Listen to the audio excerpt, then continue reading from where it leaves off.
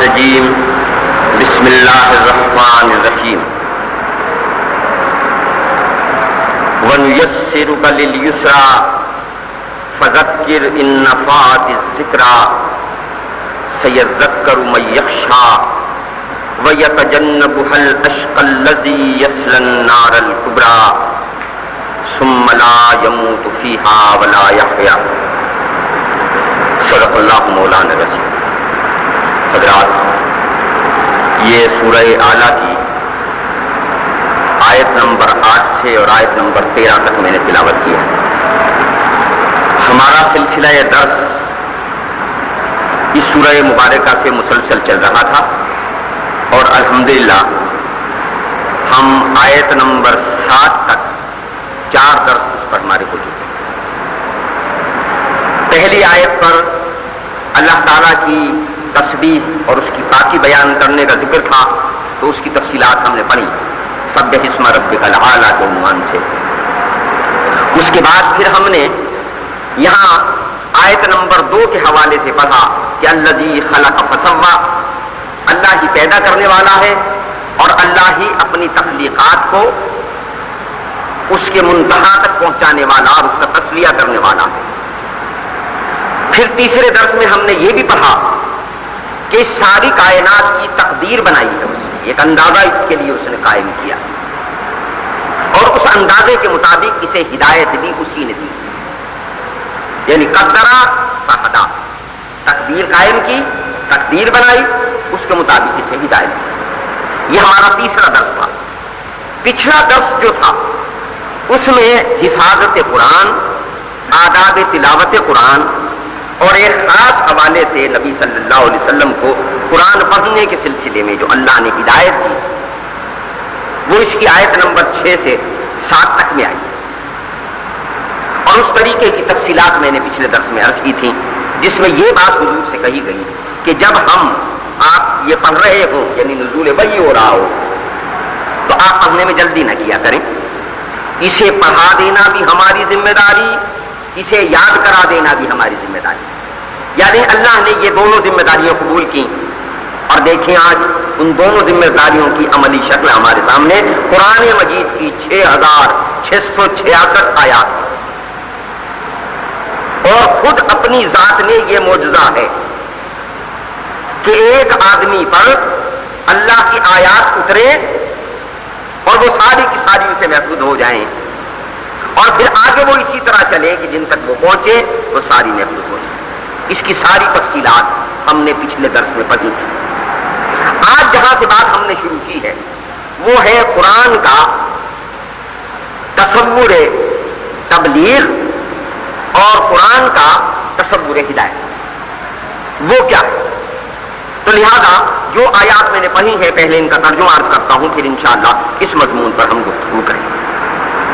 کہا گیا کہ وَنُيَسِّرُكَ لِلْيُسْرَىٰ، اور ہم تمہارے لیے آسانی کا سامان کر دیں گے، یعنی یہ جو شریعت کا طریقہ ہم نے تمہیں عطا کیا ہے یہ کوئی بھاری نہیں ہے، یہ آسان ہے اور یہ سہل ہے۔ فذکر، تو آپ نصیحت فرمائیے، ان نفعت الذکریٰ، اگر نصیحت کام دے، سیذکر من یخشیٰ، نصیحت ان قریب مانے گا، کون مانے گا؟ جو ڈرتا ہے۔ نصیحت قبول کرنے کی بنیادی صلاحیت کیا ہے؟ خدا سے ڈرنا۔ یخشیٰ، یہ ڈرنے والوں کو فائدہ دے گی، اللہ کا خوف رکھنے والوں کے لیے یہ قابل قبول ہوگی، وہی دنیا میں اس سے فیض پائیں گے، انہی کو آخرت میں اس کا نتیجہ ملے گا۔ دوسرا گروپ کون سا آئے گا؟ کہا وَيَتَجَنَّبُهَا الْأَشْقَى، اور اس سے وہ بڑا بدبخت جو ہے وہ دور رہے گا۔ کون نہیں مانے گا؟ جو شقی ہے۔ جس طرح فرمایا مانے گا کون؟ تو کہا جو یخشا ہے، خشیت والا ہے، خدا سے ڈرنے والا ہے۔ جو نہیں مانے گا وہ کون ہے؟ کہا وہ شقی ہے، سخت دل۔ وہ کون ہے؟ اس کی وضاحت کرتے ہوئے کہا کہ الذی یصلی النار الکبریٰ، جو سب سے بڑی آگ میں جائے گا، یعنی وہ اشقیا جو ہے، وہ سخت دل کون ہے، وہ بدبخت کون ہے؟ وہ ہے جو جہنمی ہے. اور وہ جہنمی جو ہے اس کی سزا کیا ہے؟ کہا ثم لا يموت فيها ولا يحيا، پھر اس میں وہ نہ مرے گا نہ جیے. ایسی زندگی ہوگی کہ نہ موت ہوگی نہ زندگی ہوگی، سزا مسلسل ہوگی، تکلیف مسلسل ہوگی، نہ تکلیف ختم ہوگی نہ زندگی ختم ہوگی. یہ ان آیات کا مفہوم تھا. پہلی بات تو یہاں یہ کہی گئی کہ یہ جو ذکر آپ کی طرف آیا ہے، یہ جو نصیحت آپ کی طرف آئی ہے، اس کے میں ہم نے آپ کے لیے آسانی اور سہولت کا سامان مہیا کیا. یعنی اللہ کا دین جو ہے اس میں ایسی کوئی بات نہیں ہے جو قابل عمل نہ ہو، جو انسانوں کو مشکلات میں ڈال دینے والی ہو، جو ان کے مسائل حل نہ کرنے والی ہو. ایسی کوئی چیز اس میں نہیں ہے. اور ہم آپ کے لیے اسے آسان کر دیں گے، یہ آسانی اور سہولت کے ساتھ ہوگا. کیونکہ آپ پر جو ذمہ داری ہم نے رکھی ہے وہ ذمہ داری یہ ہے کہ فذکر، آپ نے نصیحت فرمانا ہے، آپ نے لوگوں کو اس دین کی طرف بلانا ہے. اور یہ کون آئیں گے اس دین کی طرف؟ تو کہا وہ لوگ آئیں گے جو خدا سے ڈرنے والے ہوں. اس بات کو، اس سے بعد کی ایک سورت ہے سورہ غاشیہ، اس میں ذرا وضاحت کے ساتھ بات کہی گئی. کہا فذکر، تو آپ نصیحت سنائیے. انما انت مذکر، کہ آپ تو ہیں ہی نصیحت سنانے والے. آپ کی ذمہ داری کیا ہے؟ لوگوں تک ذکر پہنچانے کی ذمہ داری، لوگوں تک نصیحت پہنچانے کی آپ کی ذمہ داری ہے. اور لست علیہم بمسیطر، آپ ان پر کوئی کوتوال لگا کے نہیں بھیجیں گے. اس نقطے کو خاص طور سے سمجھ لیجیے کہ دین جو ہے وہ آگے بڑھانے اور اس کو نافذ کرنے اور اس کو پھیلانے کے سلسلے میں تصور کیا رکھتا ہے. یہ بات جب ذہن سے اوجھل ہوتی ہے تو اس کے دو نقصان دہ نتائج نکلتے ہیں. ایک نتیجہ وہ متشدد لوگ نکالتے ہیں جو اپنے آپ کو کوتوال سمجھ لیتے ہیں اور انفرادی طور پر بھی لوگوں کے ساتھ زبردستی کا برتاؤ کرتے ہیں. جبکہ دین کو قبول کرنے کے سلسلے میں زبردستی نہیں ہے. بے دین کو دین میں آنے کے لیے اللہ نے ایک آزادی دی ہے، اور وہ آزادی یہ ہے کہ وہ قبول کرنا چاہے تو قبول کر. لیکن یہ بات پھر ذہن نشین رہے کہ یہ بات اس کی ہو رہی ہے جو دین میں شامل نہیں ہے.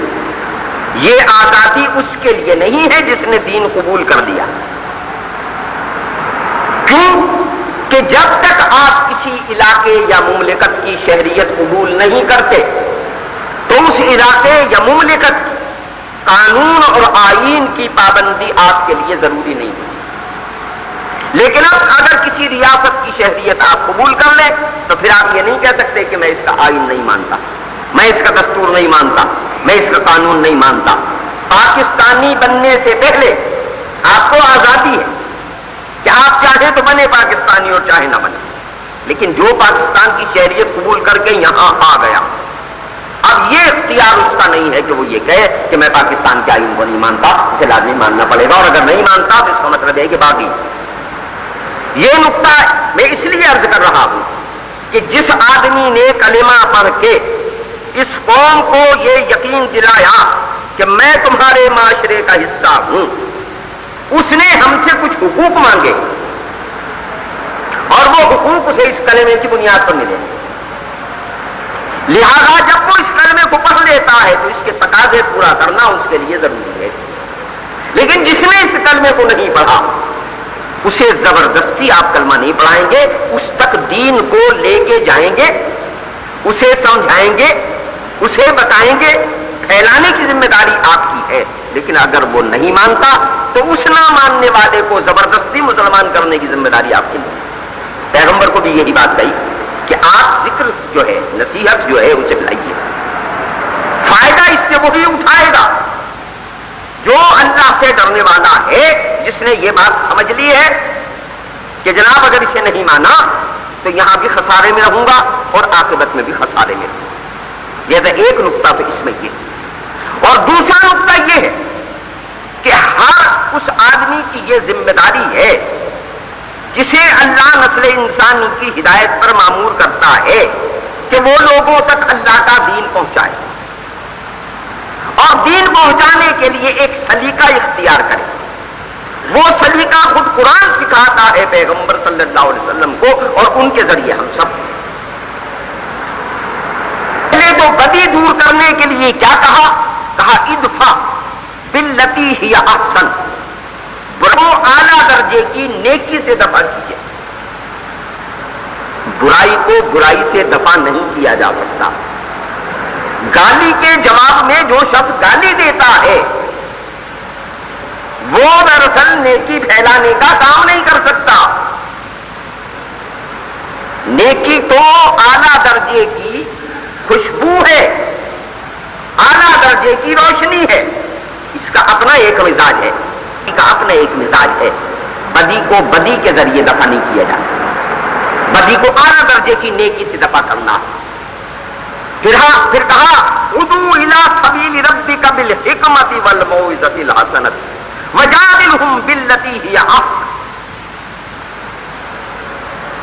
لوگوں کو دین کی طرف حکمت کے ساتھ بلائیے, لوگوں کو دین کی طرف نہایت اچھے طریقے سے بلائیے, بہت اچھی گفتگو کیجیے, بڑے مسکت دلائل دیجیے, بڑی مضبوط باتیں بیان کیجیے, اور اللہ کے دین کی طرف لانے کے لیے ان کی عقلوں کو اپیل کیجیے. یہاں ایک بات سمجھ لیجیے, اگر اللہ کا مدعا یہ ہوتا کہ لوگ مسلمان ہو گئے جبرن, تو کئی بار آپ کے سامنے یہ بات درس میں آئی ہے, تو میں نے اس کی تفصیلات میں ایک بات عرض کی ہے کہ یہ ساری کائنات جبرن مسلمان ہے. خدا کی جباریت جو ہے وہ اس پوری کائنات پر نافذ ہے. لہو اسلم من فی السماوات والارض طوعا وکرہا, یہ سارے آسمان اور یہ سب زمین چاروں ناچار اللہ کی فرمانبردار ہے. تم دیکھتے ہو کوئی چیز رہتی ہے جو اللہ کی فرمانبرداری سے باہر ہو جائے. خود ہمارے وجود کے اندر جن جن چیزوں کو اللہ نے ہمارے اختیار سے باہر کیا ہے وہ بھی براہ راست اس کے اختیار میں. اپنے وجود پر نظر ڈالیں, کائنات میں تو آپ دیکھتے ہیں نا کہ چاند ہے, ستارے ہیں, موسم ہے, فصلیں ہیں, زمین سے اگنے والی نباتات ہیں, یہ جمادات ہیں, یہ پانی کی لہریں ہیں, یہ سمندر کا جوار بھاٹا ہے, یہ لہروں کا اتار و چڑھاؤ ہے. یہ سارا کا سارا ایسا جکڑا ہوا ہے اللہ کے اس نظام جبر میں کہ یہ سارے امن مسلم ہیں. اسلمہ ہی کا لفظ استعمال کیا ہے قرآن نے یہاں کائنات کے مسخر ہونے کے بارے میں. یہ وہی اسلمہ ہے جو ابراہیم کے لیے بھی اسلام استعمال کیا ہے قرآن نے. اذ قال له ربه اسلم قال اسلمت لرب العالمین. جب اس کے رب نے کہا کہ فرما بردار ہو جا, اس نے کہا میں فرما بردار ہو گیا. پھر اسی اسلمہ کو ابراہیم اور اسماعیل دونوں کے لیے استعمال کیا. پچھلے درس میں آپ کے سامنے رکھا. فلما اسلما فتلہ للجبین, وہ دونوں فرما برداری پر آمادہ ہو گئے, ان دونوں نے سر تسلیم خم کر دیا. پھر اللہ نے سارے ان لوگوں کے لیے جو ہدایت کے راستے میں ہیں کہا ہم نے تمہارا نام کیا رکھا ہے, کہا ہوا سماکم المسلمین, ہم نے تمہارا نام مسلمان رکھا ہے. مسلمان ذات نہیں ہے, صفات. اللہ کی اطاعت کرنے والے کو کہتے ہیں, سر جھکا دینے والے کو کہتے ہیں, جنت میں جانے والے کو کہتے ہیں. وہ جنت میں کیوں جاتا ہے کہ بلا من اسلم, ہاں وہ سر اطاعت جھکا دیتا ہے, وہ فرما بردار ہو جاتا ہے. جس طرح من اسلم فرما بردار ہو گئے ہیں, لہو اسی کے لیے السماوات چاہے آسمان، الارض ساری زمین، طوعا وکرہا، چاہے ناچار ہوئے ہیں، چاہے خوشی سے ہوئے ہیں، چاہے بے خوشی سے، یعنی سارے نظام کائنات میں کوئی اس کی مرضی کے خلاف نہیں چل سکتا۔ اب اس ساری مجبور کائنات میں آپ کی اور میری حیثیت اگر ایسے ہی مجبور ہوتی جیسے ایک درخت کی ہے کہ وہ اپنا پھل نہ رہا دے، اپنے موسم پر پھول پھل رہا ہے، تو پھر ہماری سزا اور جزا کوئی نہ ہوتی۔ اللہ نے ہمیں یہاں پیدا کیا تو ایک خاص منصوبے کے تحت پیدا کیا۔ اس منصوبے کی صورت احوال یہ ہے کہ کچھ چیزوں کو ممنوع قرار دیا ہمارے لیے، تو جو اس سے بچے گا اپنی آزاد مرضی سے وہ اللہ سے انعام پائے گا۔ کچھ چیزوں کو اس نے ممنوع نہیں کیا، پسندیدہ رکھا، ضروری قرار دیا، تو جو اپنی آزاد مرضی سے ان پر عمل کرے گا وہ انعام پائے گا، جو عمل نہیں کرے گا وہ سزا پائے گا۔ یہ وہ نظام ہے جو اللہ نے انسان کے لیے تجویز کیا، اور اسی کا نام شریعت ہے، یعنی طریقہ زندگی جو اللہ نے انسانوں کے لیے پسند فرمایا۔ تو لہذا انسانوں کے لیے جو طریقہ زندگی پسند فرما دیا اللہ نے، وہ انبیاء کے ذریعے وہ انسانوں تک پہنچاتا رہا، اور انبیاء کی یہ حیثیت بیان کرتا ہے وہ کہ وہ آئے کیوں ہیں۔ اس لیے آئے ہیں کہ جن باتوں کو انسان نہیں جانتے وہ اللہ سے اذن پا کے، اللہ سے علم پا کے انہیں بندوں تک پہنچاتے ہیں۔ اسی لیے وہ نبی کہلاتے ہیں۔ نبی نبا سے ہے، نبا کے معنی عظیم الشان خبر کے، نبی وہ خبریں پہنچاتا ہے بندوں تک جو بندے اپنے مشاہدات سے، اپنے آلات علم سے، اپنے قوت حواس سے، اپنے علم و تجربات سے معلوم نہیں کر سکتے، اور اگر انہیں وہ معلوم نہ ہو تو وہ اس نقصان سے نہیں بچ سکتے جو انجانے کا نامعلومی کی صورت میں پیش آ جانے والا۔ لہذا نبی یہی کام کرنے کے لیے آتے رہے اور یہی ان کی ذمہ داری قرار پاتی رہی۔ پھر اللہ نے اس سلسلے میں ان لوگوں کو بھی رکھا جنہیں وہ رسول کہتا ہے۔ یہ وہ لوگ ہیں جو اللہ کی طرف سے ہدایت نامے لے کے آتے رہے، فرامین لے کے آتے رہے، نام لے کے آتے رہے۔ یہ رسول اور نبی کا ذرا تھوڑا سا فرق ہے، یعنی بلحاظ عہدہ ہر رسول نبی ہے، کوئی رسول ایسا نہیں ہے جو نبی نہ ہو، لیکن رسول جو ہے وہ ذرا نبی سے آگے کی بات ہے، اور اس کی ذمہ داری پیغام پہنچانے کی، یعنی نظام نامہ لانے کی۔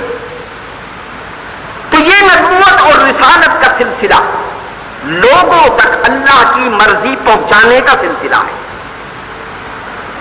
وحی اور کتاب کیوں آتی رہی؟ تاکہ طریقہ زندگی بتایا جاتا رہے، اور وہ جو انسان کی آزاد مرضی اللہ نے اپنے منصوبہ تخلیق میں تجویز کی تھی، جسے پچھلے برسوں میں ہم نے تفصیل سے بیان کیا، اس کو پورا کرنے کے لیے اللہ نے انسانوں کی ہدایت اور رہنمائی کا یہ سارا سلسلہ رکھا۔ یہ سلسلہ حضرت آدم سے شروع ہوا اور محمد رسول اللہ صلی اللہ علیہ وسلم پر آ کے یہ مکمل ہوا ہے، اس کی تکمیل ہوئی۔ حضرت آدم سے یہ چلا، یہاں یہ نقطہ بھی سمجھ لیں، یعنی ہمارا تصور دین جو ہے اور ہمارا تصور تخلیق انسانی جو وہ اپنی جگہ ممتاز ہے باقی تمام نظریات سے، اور ساتھ بلا خوف تردید میں یہ بھی کہتا ہوں کہ خالصتاً یہی نظریہ عقلی بھی ہے،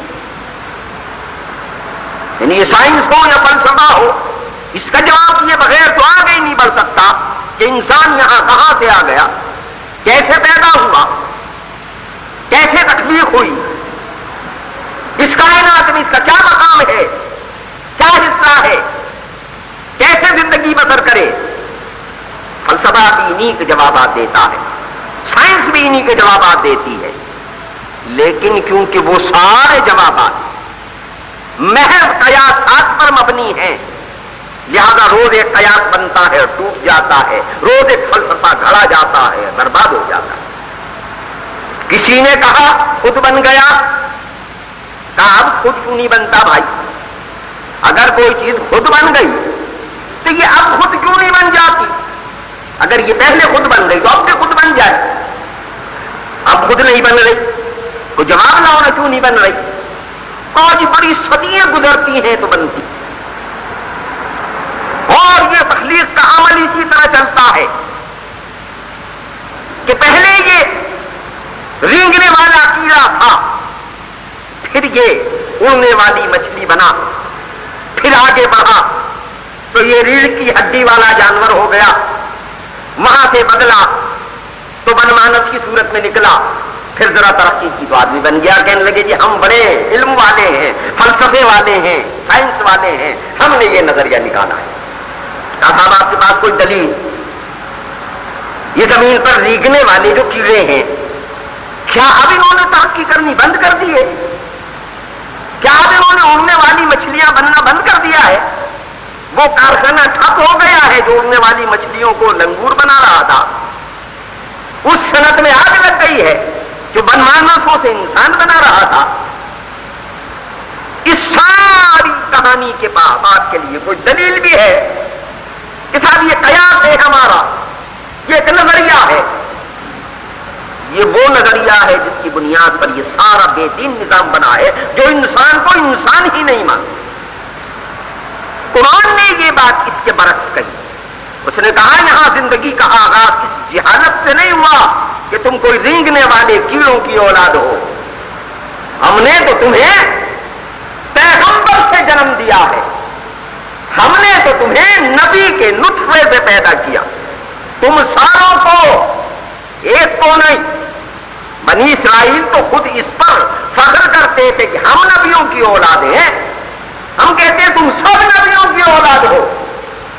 یا ایھا الناس انا خلقناکم من ذکر و انثی، ہم نے تو تمہیں ایک مرد اور ایک عورت سے پیدا کیا ہے۔ یا ایھا الناس اتقوا ربکم الذی خلقکم من نفس واحدہ، لوگوں اپنے اس رب سے ڈرو جس نے تمہیں ایک نفس واحد سے پیدا کیا ہے، وخلق منہا زوجہا، اور اسی سے اس کا جوڑا بنایا، وبث منہما رجالا کثیرا ونساء، اسی سے یہ سارے مرد و عورت پھیلائے۔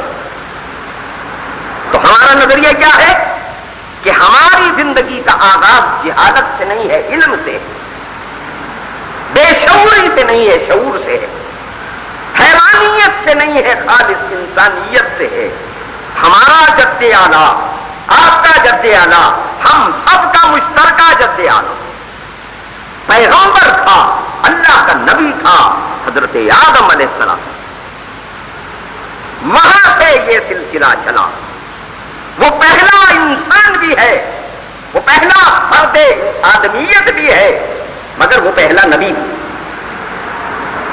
لہذا اللہ تعالیٰ اس شعوری مخلوق کو تربیت دینے کے لیے ان نبیوں کو بھیجتا رہا، اور انہیں اسی لیے بھیجتا رہا کہ اس شعوری مخلوق کی ہدایت مخلوق کی، کیونکہ باقی جو کچھ اس نے پیدا کیا ہے اس کی ہدایت اس کے ساتھ پیدا کرتی ہے۔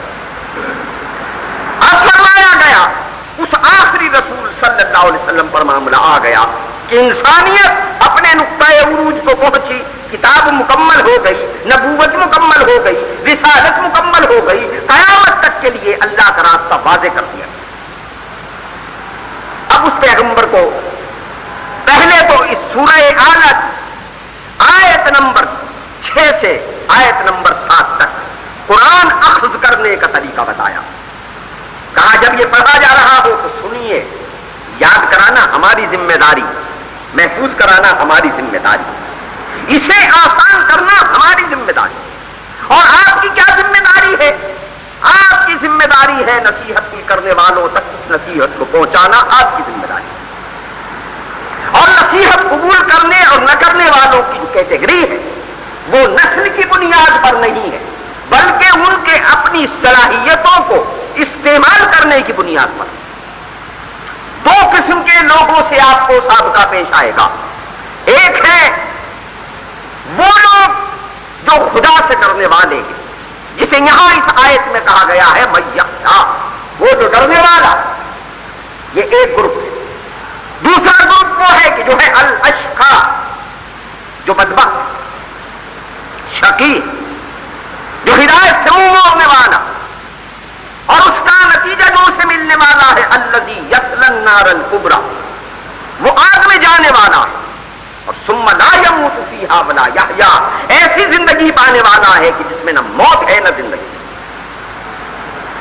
یہ دو گروپ آپ کے سامنے آئیں، آپ کو توجہ کس پر دینی ہے اور بات کس کس سے کہنی ہے؟ قرآن مختلف مقامات پر سرکار دو عالم صلی اللہ علیہ وسلم کی اس حیثیت طیبہ اور اس منصب جلیلہ کی تفصیلات بیان کرتا ہے۔ اور آپ کے سامنے یہ بات میں اس لیے رکھ رہا ہوں کہ نبی صلی اللہ علیہ وسلم کو جو لوگ خاتم النبیین مانتے ہیں، خاتم المرسلین مانتے ہیں، ان کی ذمہ داری بن جاتی ہے کہ اللہ کے دین کو آگے اب کس نے پہنچانا ہے؟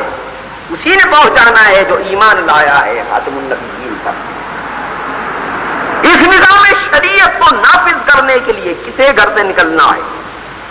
جو ایمان لایا ہے قرآن کے آخری کتاب ہونے پر۔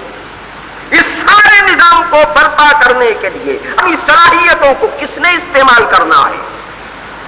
جو یہ مان کے اٹھا ہے کہ میرا نبی آخری، میرا رسول آخری رسول، میری کتاب آخری کتاب۔ تو لہذا اب آئیے دیکھتے ہیں کہ سرکار دو عالم صلی اللہ علیہ وسلم اللہ تعالیٰ نے طریقہ تذکیر کیا سمجھائے؟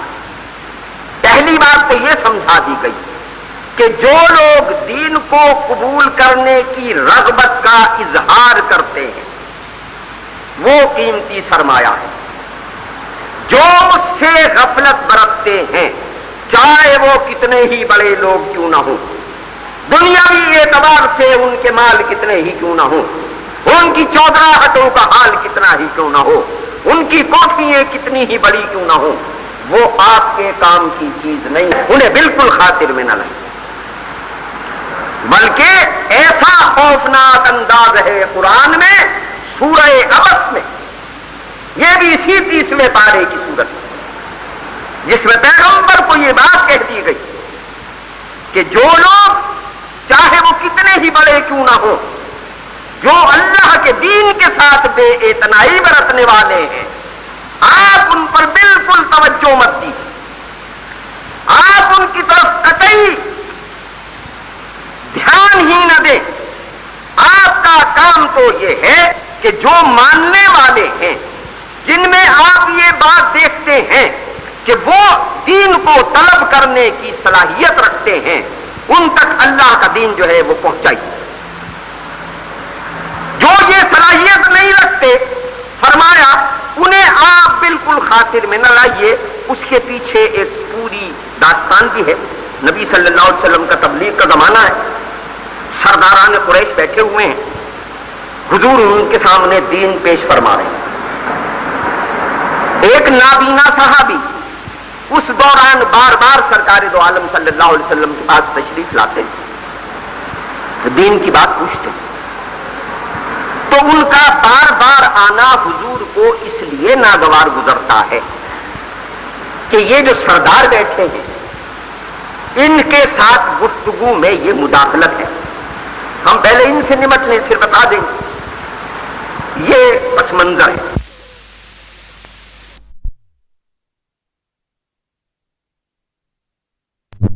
آپ کا طرز عمل جو ہے وہ نہیں ہونا چاہیے کہ ان کی وجہ سے آپ ان مومنین مخلصین جو ہیں ان کی طرف توجہ نہ دیں، بلکہ آپ کا کام تو یہ ہے کہ جو کوئی دین سننے آتا ہے اسے دین سنائیں، جو دین کی طلب رکھتا ہے اس کو اولیت دیں، اور جو دین سے بے اعتنائی برتتا ہے اسے بے اعتنائی برتنے دیں، آپ اس کو بالکل خاطر ہی میں نہ لائیں۔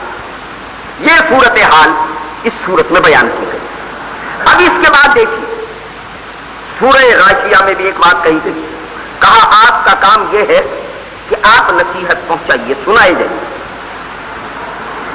4 حیثیتیں بیان کی قرآن نے حضور اکرم صلی اللہ علیہ وسلم، ان میں سے پہلی حیثیت بیان کرتا ہے یتلو علیہم آیا، اس کی آیتیں بندوں تک پہنچانے کی ذمہ داری ہے پیغمبر، یہ پیغمبر کا مقام عام ہے، یعنی سب تک وہ اللہ کی بات پہنچائے گا، جو ذرائع ممکن ہوں گے ان سارے ذرائع کو استعمال کرے گا۔ ذرائع کی بات بطور خاص میں نے عرض کی، پیغمبر کے عہد میں جو ذرائع تھے، آپ نے دیکھا کہ پیغمبر نے وہ سارے ذرائع استعمال کیے اللہ کے دین کو پہنچانے کے۔ پہلے وہ تنہا تھے، اکیلے تھے جب اللہ کا دین ان کے پاس آیا۔ جو میرے بھائی اللہ کے دین کا کام کر رہے ہیں، جو ساتھی اقامت دین کے لیے میدان میں نکلے ہوئے ہیں، وہ نوجوان جو اللہ کے دین کو آگے پہنچانے کے لیے تکلیفیں اٹھا رہے ہیں، اس میں بطور خاص میرے مخاطب وہ ہیں کہ انہیں اس بارے میں مایوس ہونے کی بات نہیں ہے کہ ہم 2 ہیں، ہم 1 ہیں، ہم 4 ہیں، جی کیا کر لیں گے۔ میں ان کے سامنے ان کے رسول کی سنت رکھتا ہوں، طریقہ کار رکھتا ہوں، اس دین کو پہنچانے کی وہ بات رکھتا ہوں جس پر اللہ نے انہیں مامور پر۔ جب اللہ نے پہلی بار انہیں اس ڈیوٹی کو سر انجام دینے کے لیے کہا کہ چلیے دین کو بیان کرنے کے لیے اٹھیے، تو کتنے لوگ تھے ان کے ساتھ؟ مجھے جواب دے وہ جوان جو آج یہ کہہ کے مایوس ہو جاتا ہے کہ میں اکیلا ہوں۔ میں کہتا ہوں وہ بھی اکیلے تھے جب ہیرا کے غار سے اٹھے، دوسرا کوئی ان کے ساتھ نہیں تھا بجز اللہ کے، وہ اکیلے اٹھ کے آئے تھے، کیونکہ انہیں اکیلے ہی تو اٹھنے کو کہا تھا اللہ نے۔ اللہ نے یہ نہیں کہا تھا کہ سارے اٹھو، وہاں تو ایک تھا آدمی محمد صلی اللہ علیہ وسلم، اور اس سے اللہ نے کہا تھا قم فانذر، اٹھیے اور ڈرائیے۔ تو ہمارے پیغمبر کی سنت کیا ہے؟ یہ نہیں ہے جو آج آپ یا میں کہتے ہیں وہ جناب 4-6 آدمی تو کم سے کم ساتھ ہو، کب بات کرنے چلیں گے، ورنہ لوگ کدھر سنیں گے۔ اگر پیغمبر نے یہی بات اللہ سے کہہ دی ہوتی جناب پہلے 4-6 سردار آنے مکہ تو اکٹھے کر کے مجھے دو تو چلو میں بھی دین پہنچا دوں گا، تو پھر آپ کی یہ بات جائز ہوتی کہ صاحب ٹھیک بات ہے۔ پیغمبر نے بھی تو کہا تھا نا کہ آدمی ساتھ تو پھر چلیں گے۔ پیغمبر نے کیا کیا؟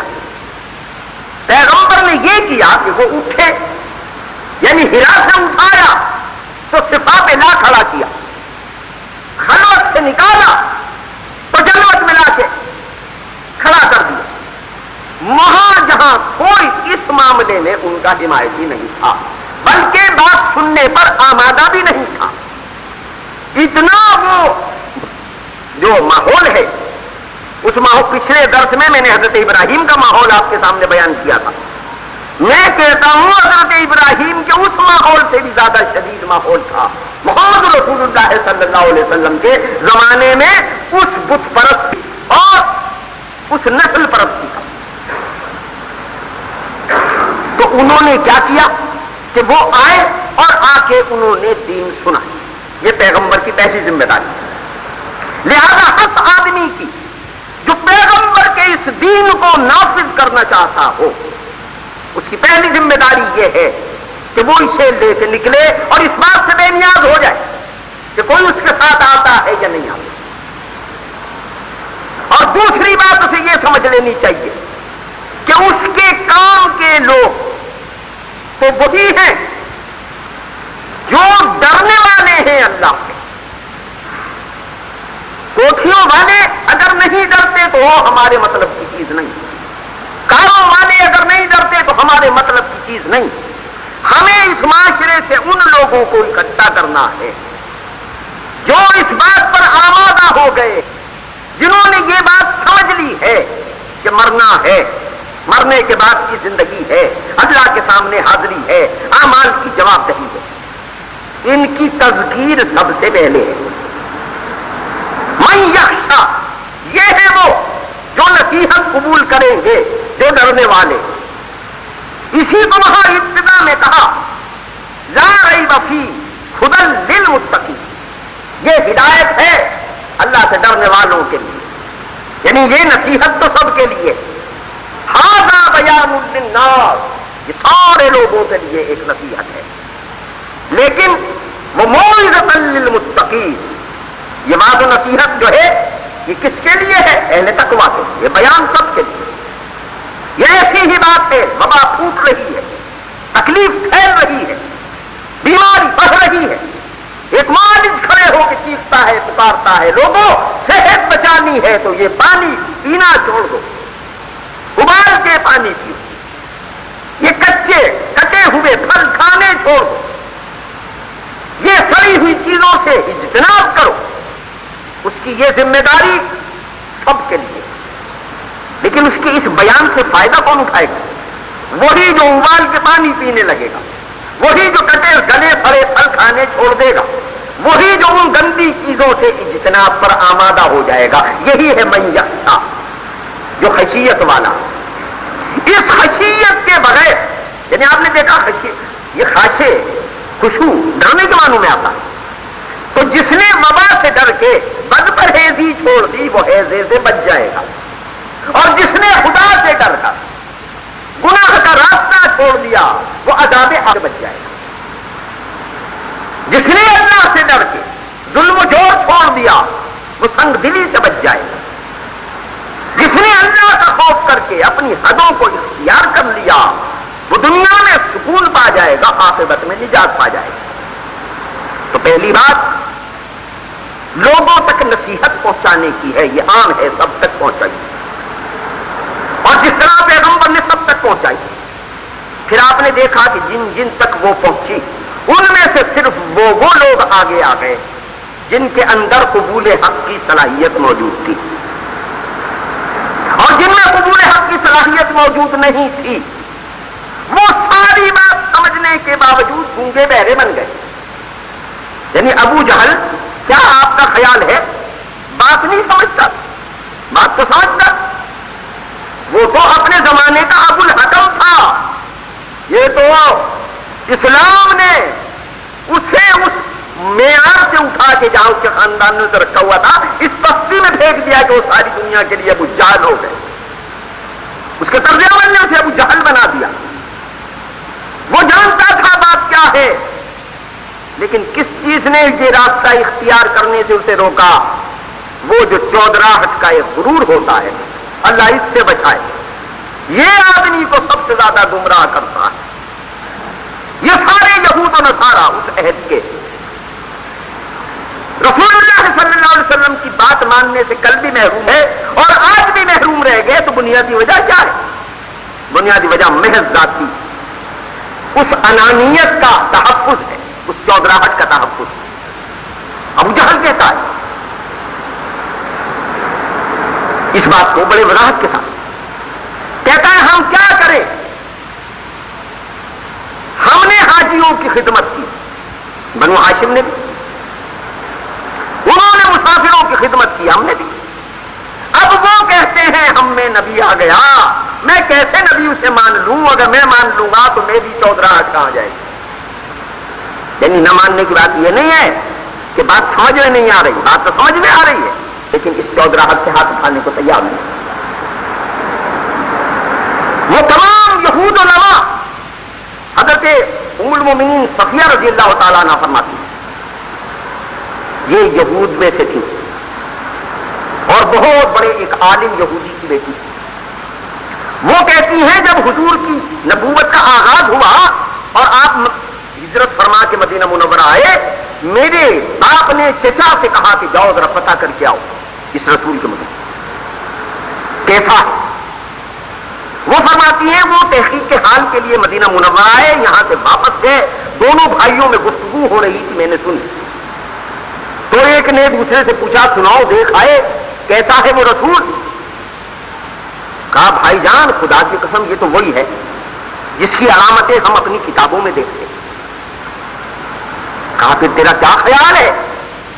اس نے کہا خدا کی قسم میں تو ایمان نہیں لانے کا۔ یعنی یہ وہ بات ہے جو حضرت صفیہ نے روایت فرمائی ہے اپنے باپ اور چچا کے بارے میں۔ یہ وہی رسول ہے جس کی تورات گواہی دیتی ہے، مگر خدا کی قسم میں نہیں مانوں گا۔ اب اس میں نہیں مانوں گا میں کیا ہے؟ وہی بات ہے نا کہ جب پیغمبر مان لوں گا تو پھر مجھے مذہبی پیشوا کون مانے گا؟ پھر میرا چندہ کہاں سے آئے گا؟ پھر میرے استان پر نذرانے کہاں سے چلیں گے؟ پھر میرے پیٹ کا جہنم کیسے بھرے گا؟ پھر یہ لوگ مجھ سے مسئلے کیسے پوچھنے آئیں گے؟ پھر تو میں فیصلہ پوچھنے جاؤں گا۔ آپ سمجھ لیجیے یہ شیطان کے ڈسنے کا سب سے خطرناک رستہ ہے، اور اس میں صاحبان علم کو سب سے زیادہ خدا سے ڈرتے رہنا چاہیے۔ یہ راستہ وہ ہے جس میں یہ علم والوں کو مارتا ہے، جاہل کو تو غفلت میں مارتا ہے، عالم کو اس انانیت میں مارتا ہے۔ حضرت سیدنا عبدالغیلانی رحمۃ اللہ علیہ کی مشہور بات ہے کہ جب وہ ان کا آخری وقت آیا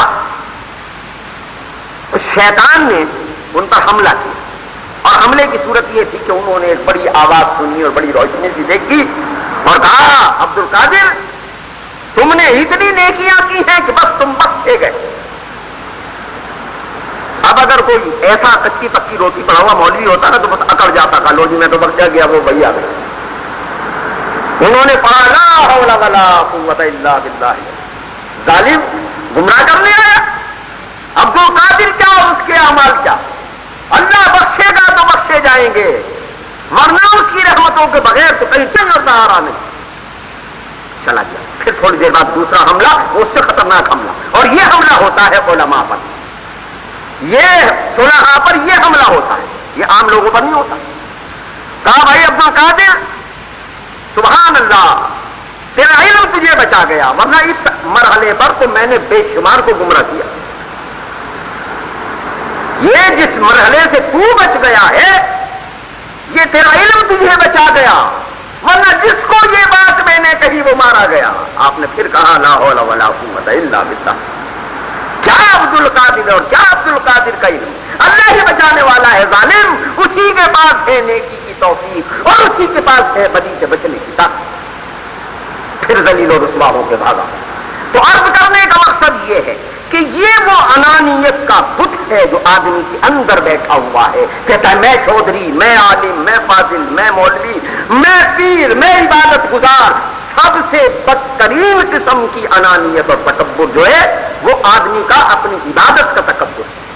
یہ تو انکساری کی بات ہے، خدا کی شکر گزاری کی بات ہے۔ وہ آپ کو مسجد میں آنے کی توفیق دیتا ہے، قرآن پڑھنے کی سعادت دیتا ہے، سمجھنے کی مہلت دیتا ہے، اس پر عمل کرنے کی توفیق عطا فرماتا ہے۔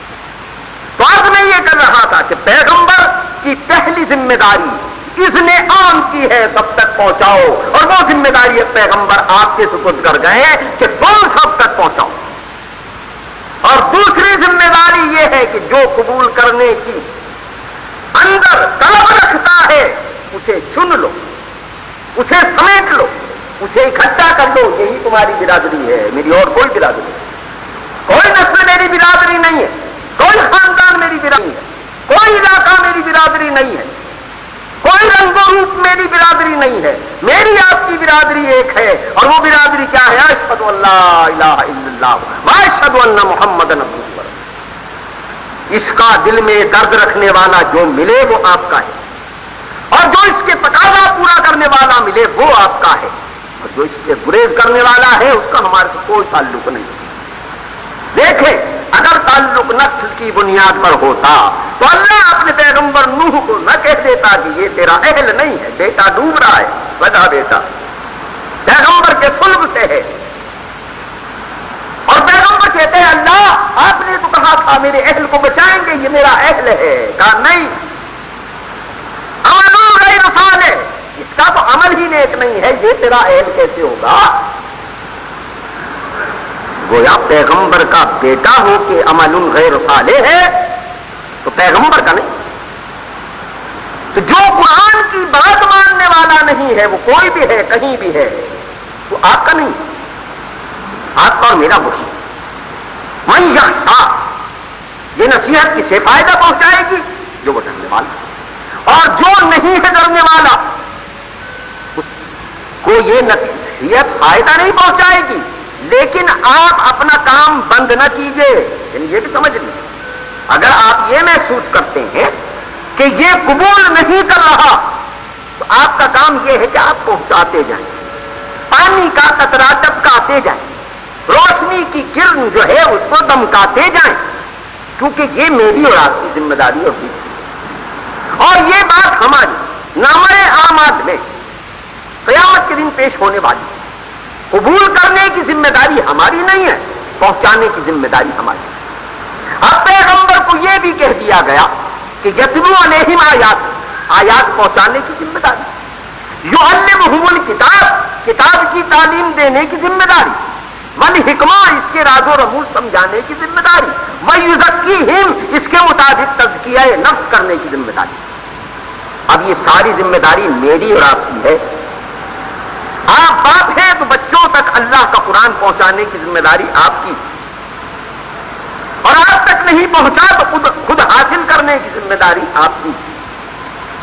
مطلب نہیں سمجھے تو کسی سے جا کے سمجھنے کی ذمہ داری آپ کی، اور سمجھ لیا ہے تو برتنے کی ذمہ داری آپ کی، اور برت لیا ہے تو برتوانے کے لیے اٹھنے کی ذمہ داری آپ کی۔ یہ شہادت گاہ الفت میں قدم رکھنا ہے۔ لوگ آسان سمجھتے ہیں مسلمان کے لیے جو اللہ نے جنت کے اجر و انعام سجا کے رکھے ہیں وہ اس کلمے سے آغاز کرتے ہیں اور زندگی کو مکمل اس کی تابعداری میں دینے پر انجام کرتے ہیں۔ لہذا جو کچھ یہ قرآن لے کے آیا ہے اس کے مطابق ڈھل جائیے کہ یہی اس کا تقاضا ہے۔ تو یہاں فرمایا گیا کہ آپ نصیحت فرمائیے، فذکر ان نفعت الذکریٰ، اگر نصیحت کام دے تو یہ آپ کا کام ہے۔ سیذکر من یخشیٰ، اور ان قریب نصیحت وہی مانے گا جو ڈرنے والا ہے۔ ویتجنبھا الاشقیٰ، اور جو اس سے دور رہے گا وہ تو بدبخت ہے۔ جو اس نصیحت سے دور رہے گا، اور نصیحت کون ہے؟ قرآن۔ اور دور رہنے سے کیا مراد ہے؟ عمل نہ کرنا۔ دور رہنے سے یہ مراد نہیں ہے کہ صاحب آپ کے گھر میں تو قرآن رکھا ہے، کہتے ہیں کہ قرآن تو میرے قریب ہے، دور تو نہیں۔ تو ایسے قرآن کو دکانوں پر بہت سارے رکھے ہیں، چھاپے خانوں میں بے شمار رکھے ہیں، اور آج تاج کمپنی چلو سارے مسلمان چھاپنے والے لے آئی ہے، لیکن میں آپ کو یاد دلاؤں ہندوستان کا سب سے بڑا چھاپے خانہ نول کشور کا چھاپے خانہ تھا لکھنؤ کا۔ قرآن مجید چھاپنے کے سلسلے میں اس نے پورا شعبہ ہی علیحدہ کھولا ہوا تھا۔ تو کیا اتنے سارے قرآن مجید چھاپ چھاپ کے جو نول کشور نے لوگوں تک پہنچائے تو اس کی بنیاد پر وہ قرآن والوں میں شامل ہو جائے گا؟ نہیں ہوگا۔ قرآن والوں میں وہی شامل ہوگا جو قرآن کے مطابق ڈھل جائے گا۔ گھر میں قرآن رکھا ہے تو کھول کے دیکھو، نہیں ہے تو لے آؤ، کھول لیا ہے تو پڑھو، پڑھ رہے ہو تو سمجھو، اور سمجھ لیا ہے تو پھر عمل کرو، کیونکہ نصاب آخرت کا 5واں سوال رسول اللہ صلی اللہ علیہ وسلم یہی بیان فرماتے ہیں کہ تم سے پوچھا جائے گا تم نے اپنے علم کے مطابق عمل کتنا کیا۔ دیکھو یہ بات تو تم نے روز ہی سنی تھی کہ نماز کے بغیر اسلام ہی نہیں ہے، لہذا نماز قائم کرو کہ اسلام کا پہلا تقاضا یہ ہے۔ اور پھر نماز قبول نہیں ہوتی اگر تمہاری روزی حلال کی نہیں ہے، خیال کرو۔ اور اللہ کے ہاں بچت نہیں ہے اگر تم نے کسی کا حق مارا ہے، لہذا ان باتوں کی نگرانی کرو اور پھر اللہ کے دین کو لوگوں تک پہنچانے کا کام کرو کہ نصیحت کرنا تمہارے پیغمبر کا عمل ہے، تمہارے پیغمبر کی ذمہ داری ہے، اور اس پیغمبر کو آخری نبی مان کے اب یہ ساری ذمہ داری تمہاری طرف منتقل ہو گئی ہے کہ اللہ کے بندوں تک اللہ کا دین پہنچاؤ اور اس کو نافذ کرنے کے لیے اپنی صلاحیتیں لگاؤ۔ وآخر دعوانا ان الحمد للہ رب العالمین۔